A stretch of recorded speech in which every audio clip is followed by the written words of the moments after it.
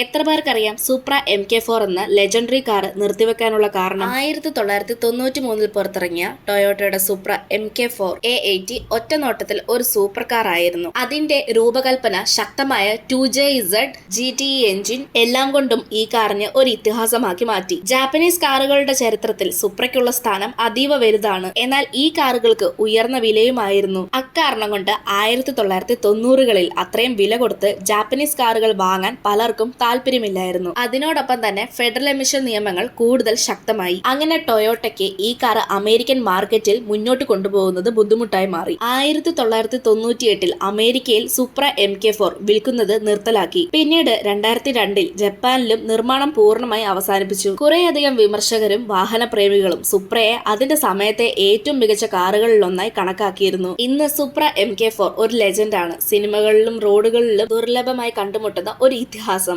നിങ്ങൾക്ക് സുപ്ര കാറുകളിലെ ഏറ്റവും ഇഷ്ടമുള്ള കാർ ഏതാണെന്ന് കമന്റ് ചെയ്യും. ഇതുപോലെയുള്ള കൂടുതൽ വീഡിയോസിനായി ചാനൽ സബ്സ്ക്രൈബ് ചെയ്യാനും ഇൻസ്റ്റാഗ്രാമിൽ ഫോളോ ചെയ്യാനും മറക്കല്ല്.